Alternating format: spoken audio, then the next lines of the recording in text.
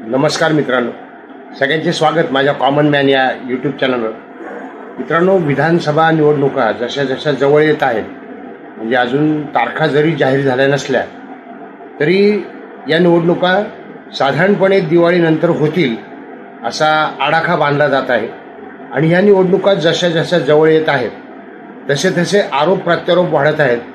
आणि या सगळ्या पार्श्वभूमीवर वंचित बहुजन आघाडी जी आता आदिवासींसोबत म्हणजे आदिवासी संघटनांसोबत देखील त्यांनी आघाडी केलेली आहे, ओबीसी समाज देखील मोठ्या संख्येने वंचित बहुजन आघाडीला पाठिंबा देतो आहे.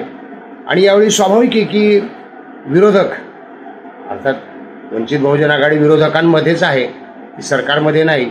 मात्र हे विरोधक जे महाविकास आघाडी म्हणवतात, काँग्रेस, राष्ट्रवादी काँग्रेस आणि उद्धव बाळासाहेब ठाकरे यांची शिवसेना, हे आता अस्वस्थ झालेले आहेत.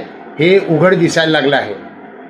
आणि ते कसं उघड दिसतं आहे त्यावरून काय राजकारण सुरू आहे. आणि वंचितला बदनाम करण्यासाठी, वंचितला मागे ठेवण्यासाठी, वंचितपासून ओबीसी समाज किंवा हिंदू समाज म्हणूयात आणि प्रत्यक्ष आंबेडकरी समाज वंचित बहुजन आघाडीपासून दूर ठेवण्याकरता कसं षडयंत्र रचलं जात आहे याबाबत या व्हिडिओमध्ये आपण सविस्तर माहिती घेण्याचा प्रयत्न करणार आहोत. काळजीपूर्वक आपण संपूर्ण व्हिडिओ बघितला तर आपल्या लक्षात येईल की हे षडयंत्र कशा पद्धतीने सुरू आहे. पहिला मुद्दा घेऊ आपण लोकसभेचा. लोकसभेच्या निवडणुकीच्या वेळी 80 पुरोगामी विचारवंतांनी, होय 80 पुरोगामी विचारवंतांनी त्यावेळे संविधानाच्या मुद्द्यावर, संविधानाचा मुद्दा काय होता, संविधान खतरे में, अशी जी नॅरेटिव्ह आली ती लोकसभेच्या वेळेला. आणि त्यामुळे जे मतदान जास्तीत जास्त हे काँग्रेसला वळलं गेलं. काँग्रेस, उद्धव बाळासाहेब ठाकरे आणि राष्ट्रवादी यांच्या पक्षाकडे जास्तीत जास्त मतदान गेलं. आणि तुमच्या लक्षात आलं असेल की त्यांनी यशही घेतलेलं आहे. तर हे 80 पुरोगामी विचारवंत, त्यामध्ये कोण कोण आहेत? रावसाहेब कसबे साहेब आहेत, त्यानंतर डॉक्टर असीम सरोदे, डॉक्टर नाही वकील ॲडव्होकेट असीम सरोदे, डॉक्टर यशवंत मनोहर, अशी ही पुरोगामी मंडळी आहेत, विचारवंत आहेत सगळे. या 80 लोकांनी पाठिंबा दिला होता त्यावेळेला काँग्रेसच्या भूमिकेला. आणि त्यानुसार काँग्रेसला यश देखील मिळालं आहे. वंचित बहुजन आघाडीची पिछाड झाली होती लोकसभा निवडणुकीत आणि त्यांचं मतदान घटून जवळजवळ अर्ध्यावर आलं होतं. निवडणुकानंतर सगळं लक्षात आलं की संविधान खतरे में ही कशी खोटी नॅरेटिव्ह होती.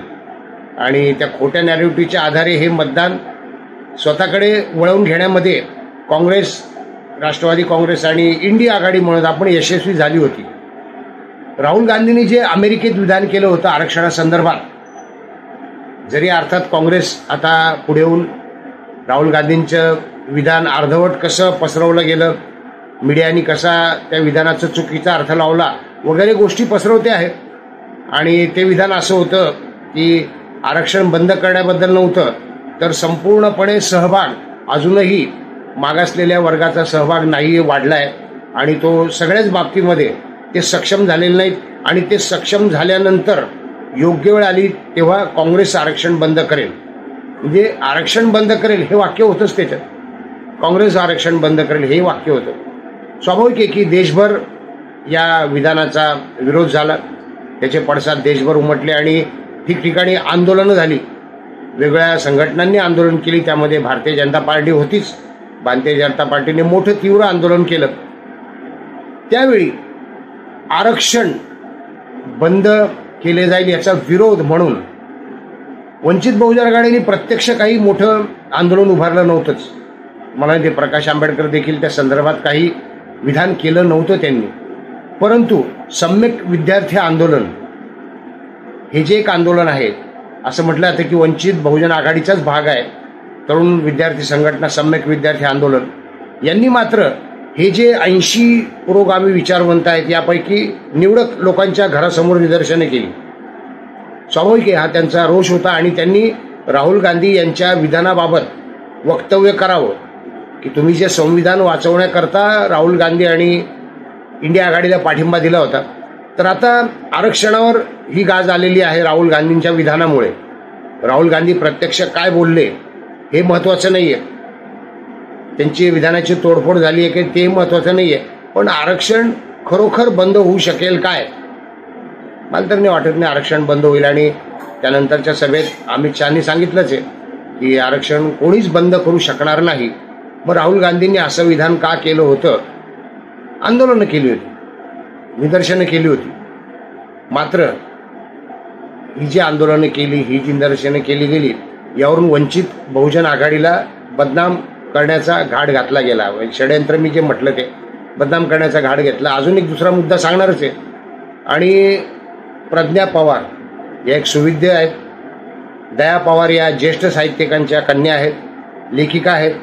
प्रज्ञा पवार यांनी मध्यंतरी फॅसिझमच्या विरोधात काही पुरस्कार देखील त्यांचे परत केल्याची माहिती तुम्हाला असेलच.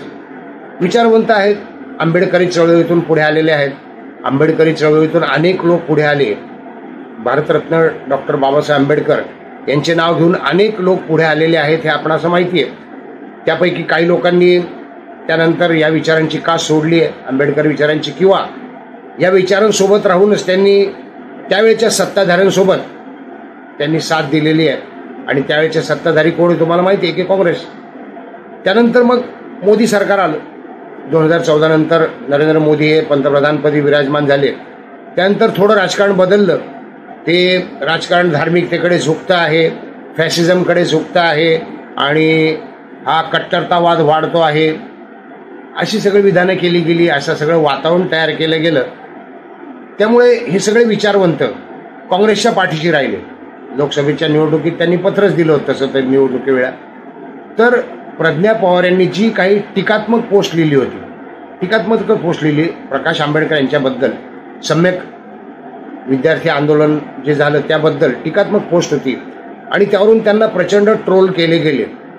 हो, त्यांना ट्रोल केले गेले, असभ्य भाषेत ट्रोल केले गेले, असं अनेकांचं म्हणणं आहे. आता माझं असं म्हणणं आहे की खरोखर हे ट्रोल करणारे सोशल मीडियावर त्यांच्या पोस्टवर जाऊन अशा कॉमेंट, असभ्य कॉमेंट करणारे खरोखर वंचितचे कार्यकर्ते होते काय, यावर माझं प्रश्नचिन्ह आहे. होय, याचं कारण मी मगाशी षडयंत्र हा जो शब्द वापरला, वंचितचे कार्यकर्ते असल्याचं भासवून अनेक लोक जे काँग्रेसचेच आहेत, जे इंडिया आघाडीचेच आहेत किंवा महाराष्ट्रातल्या महाविकास आघाडीचेच आहेत, ते लोक अशा वेळी जाऊन वंचितच्या नावाने किंवा आपण वंचितचे कार्यकर्ते आहेत, आपण प्रकाश आंबेडकरांचे समर्थक आहोत असे भासवून इतरांना ट्रोल करतात, असभ्य भाषेत तिथे कॉमेंट्स करतात, असभ्य भाषेमध्ये टीका टिप्पणी करतात. आणि हा अनुभव मला अजून एका मुद्द्यावर आलेला आहे, ते तुम्हाला सांगायचं आहे. ज्यावेळी तिरुपतीच्या मंदिरातल्या लाडवांच्या प्रसादाबद्दलचा मुद्दा पुढे आला की त्यामध्ये बीफ आहे, बीफचं त्याच्यात अंश सापडले, बीफ किंवा त्या लाडवांमध्ये जे काही तूप वापरलं गेलं त्यामध्ये ते अंश सापडले गेले, हा मुद्दा सगळ्यांना माहिती आहे.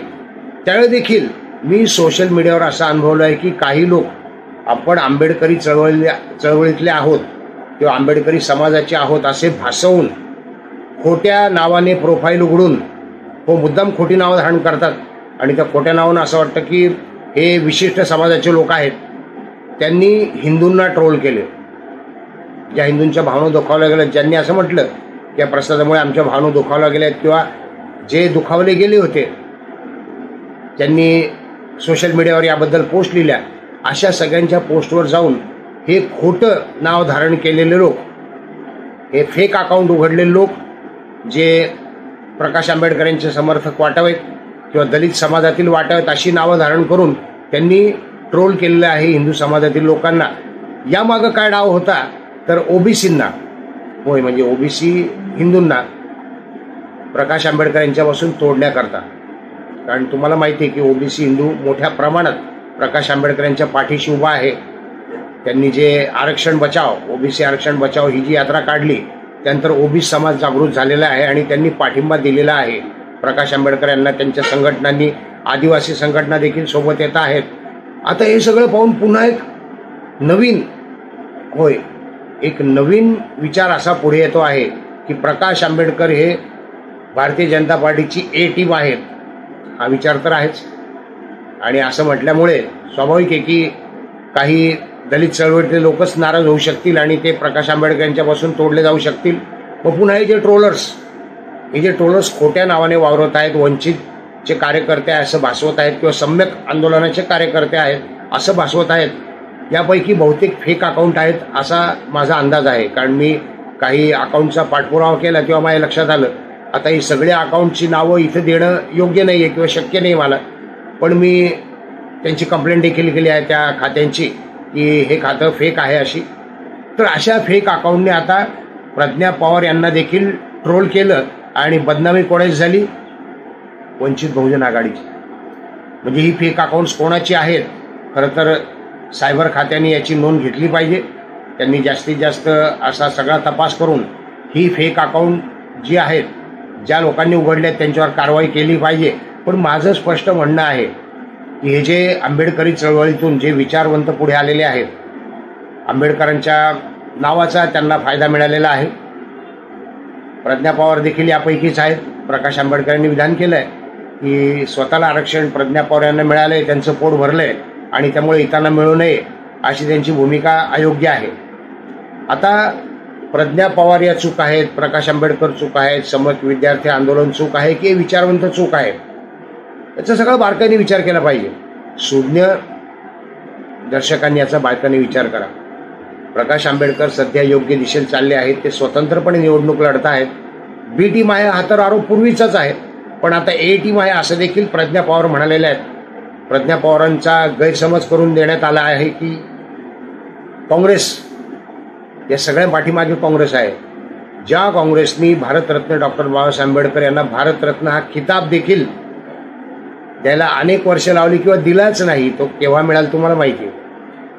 ज्या काँग्रेसने भारतरत्न डॉक्टर बाबासाहेब आंबेडकर यांना ठरवून निवडणुकीमध्ये 2 वेळा पाडलेला आहे, ज्यांना फक्त ज्यांच्या नावाचा, ज्यांच्या विद्वत्तेचा, ज्यांच्या हुशारीचा वापर करून काँग्रेसने त्यांना उपेक्षा केली, त्यांना नेहमी अपमानित केलं, अशा भारतरत्न डॉक्टर बाबासाहेब आंबेडकर यांचं नाव घेऊन यांच्या नावाने चळवळी चालून पुढे आलेले हे पुरोगामी विचारवंत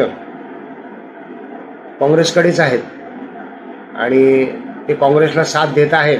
याचा सरळ अर्थ आहे की त्यांनी बाबासाहेबांच्या विचाराशी प्रतारणा केलेली आहे. सरळ अर्थ आहे. ते चांगले आहेत वाईट आहेत हा प्रश्नच नाही, पण बाबासाहेबांच्या विचारांशी प्रतारणा केली आहे. बाबासाहेबांचा अपमान करणारा, त्यांची उपेक्षा करणारा काँग्रेस, त्याच्यासोबत जर हे लोक जात असतील तर नक्कीच खरे शत्रू कोण आहेत आंबेडकरी चळवळीचे ते आपण सगळे ओळखू शकाल. मात्र या सगळ्या षडयंत्रापासून सावध राहा. माझी विनंती आहे आंबेडकरी चळवळीतल्या समर्थकांना, आंबेडकरांच्या समर्थकांना किंवा वंचितच्या समर्थकांना की अशी फेक अकाउंट जिथे जिथे आपल्याला दिसतील तिथे त्यांनी ती फेक अकाउंट रिपोर्ट्स करावीत. फेसबुकवर असेल किंवा इतर कुठल्या मीडियावर असेल ती रिपोर्ट्स करावीत आणि त्यांच्यावर कारवाई होईल अशी आपण आशा करूयात. मात्र मला खात्री आहे की आंबेडकरी चळवळीतला कार्यकर्ता जो पंचशिलाचा होय, जो पंचशिलाचे पालन करतो, तो कार्यकर्ता कधी स्त्रियांवर अश्लील टिप्पणी करणार नाही, स्त्रियांवर कुठल्याही पद्धतीची असभ्य टिप्पणी करणार नाही. त्यामुळे हे जे कोणी कार्यकर्ते असतील प्रज्ञा पवार यांना ट्रोल करणारे, ते कार्यकर्ते हे माझं स्पष्ट म्हणणं आहे की फेक कार्यकर्ते आहेत. ते वंचित बहुजन आघाडीचे नाहीत आणि ते आंबेडकर चळवळीतले असूच शकत नाहीत.